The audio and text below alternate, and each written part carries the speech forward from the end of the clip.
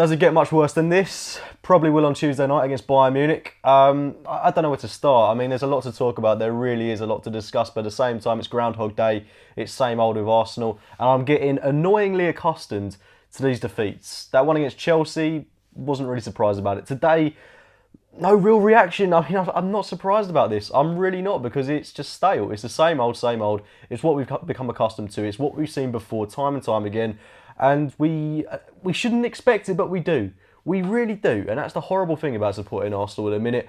I think the one defeat that really got me upset this season was that one against Watford, because that shouldn't have happened. I never expected that in a million years. And that was at a point where we were still in the title race. But now, I mean, I don't even think... I struggle to see us getting top four.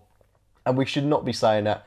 We've invested 100 million into this squad over the summer. We've got Alexis Sanchez, Mesut Ozil in our side. We've got a fantastic squad of players.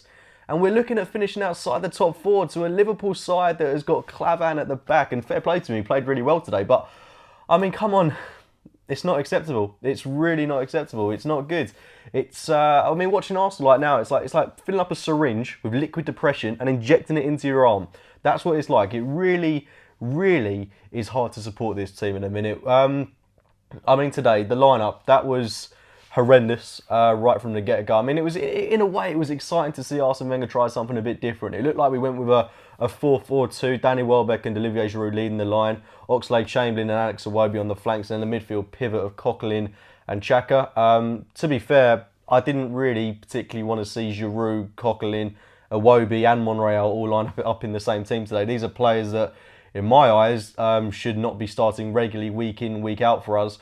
Credit to them, they're good individual players, but are they good enough to be starting regularly for Arsenal? In my opinion, no. And I think that's a problem that we've got in this squad at the moment. And it's a problem that Arsene Wenger has had for years, having too much blind faith in certain players. The team lineup was wrong for me. I just want to talk about Alex Iwobi quickly, because he's a player that's come under a lot of criticism today, and he's come under a lot of criticism in recent weeks. And fair enough, he has been deserving of criticism. He has put in some very abject performances at times. But for me, if you look at him and you look at the way he's been managed, the type of games he's been playing, and the type of performances he's put in against the likes of Bayern Munich, Chelsea, the game today, he's 20 years old. Should he really be playing in games of this magnitude on a regular basis, especially when he's not playing well? I mean, he's a young guy and you do think he's going to have blue patches, but honestly, Arsene Wenger is not managing this guy properly. If you look at Iheanacho at City, the way he's being managed by Pep Guardiola, Iheanacho knows himself that as a 20-year-old player, there are going to be senior players ahead of him that are going to get in that City side more often than not. With Iwobi, when we've got the likes of Lucas Perez, Alexis Sanchez on the bench today, Theo Walcott, and Iwobi is still starting for us. Not to single out Iwobi, because I think he's an incredibly exciting prospect. I think whenever he has played for us, especially at the start of his career, he looked phenomenal. I think he's got so much to offer this Arsenal team.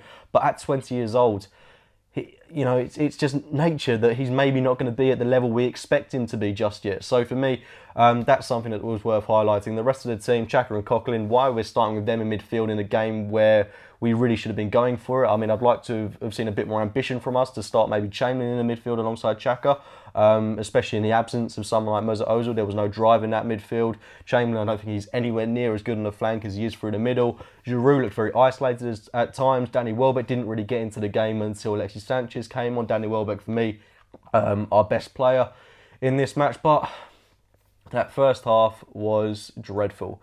It wasn't just the team lineup as well, it was a general lack of enthusiasm from Arsenal. It was the way we didn't look up for it. Everything was flat. We couldn't string two passes together.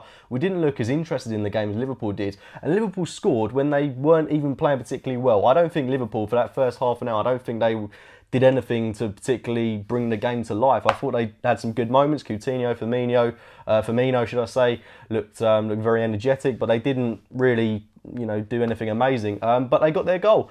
Credit to them. They tore us apart. I mean, Monreal at fault once again. You know, I'm struggling to remember the goals, to be honest, because it's just infuriating talking about that game once again. It was Firmino with the opening goal, Mane with a drilled ball across, and then Firmino getting on the end of it.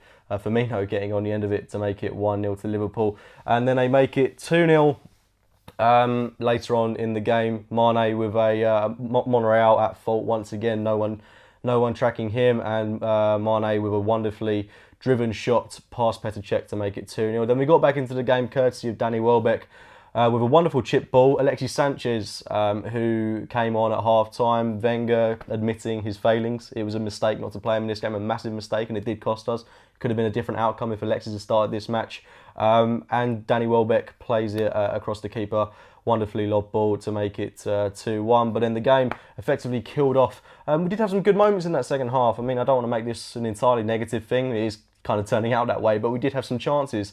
Iwobi, I think, divvied on the ball for too long, but he did set up Alexis Sanchez, who had an effort, parried at goal, came away. Lallana tore our midfield to bits single-handedly. Played a wonderful ball through to Divock Origi, who then ran down that right flank, played it into Wijnaldum. Our centre-back partnership parted like the Red Sea, and then Wijnaldum with a fantastic finish to make it 3-1 to Liverpool. Game over. Season over for Arsenal in terms of the Premier League. We're in a really bad position, and for me, Arsene Wenger has no way out of this. Even those so loyal to him can't defend this. It's incredibly poor when we've got a near fully fit squad and we end the game with a midfield three of Xhaka, Chamberlain and Alex Iwobi. We are scraping the bottom of the barrel at the moment with Arsenal. Our most important game this season is now that one at home to Lincoln in the Cup, which is going to be massive. That's all we've got left to play for this season. Do I see us finishing in the top four?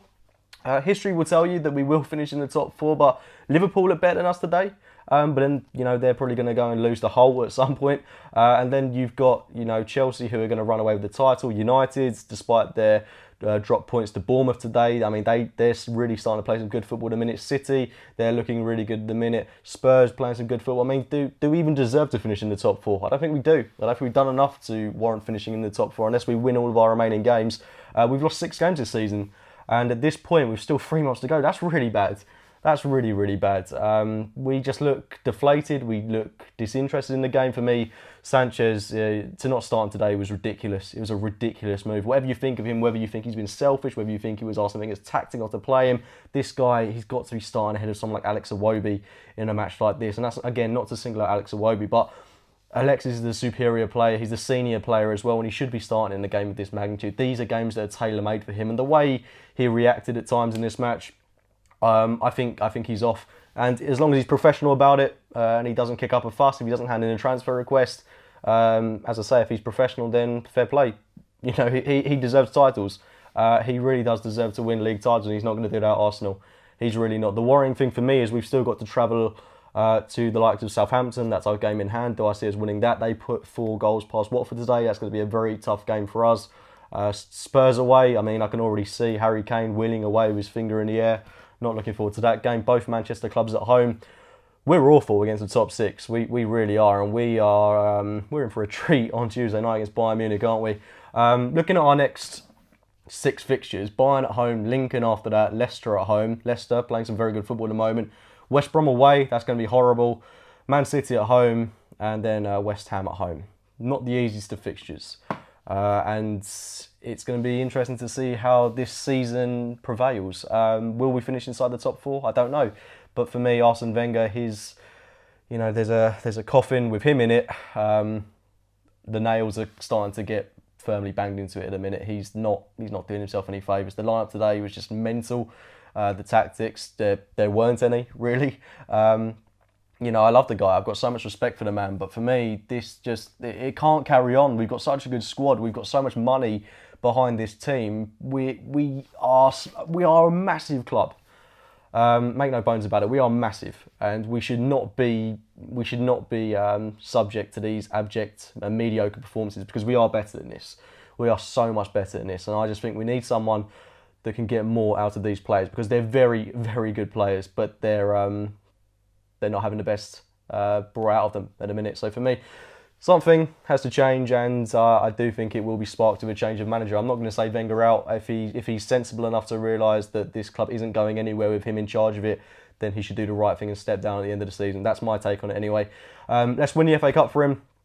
Let's send him out on somewhat of a high, but this is just bitter at the moment. It's bitter. It's a really bitter pill to swallow, and the longer this goes on, the worse it's going to get for him. So anyway, guys, please do drop a like on this video, as weird as that may sound. Please do subscribe to AFC Game by Game.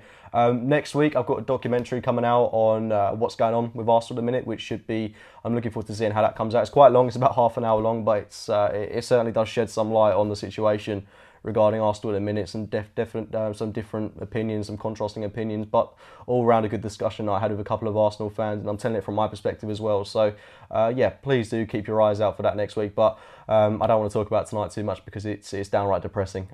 Anyway, do try to have a good Saturday evening in some way. As I say, drop a like on the video, and I'll be speaking to you very soon.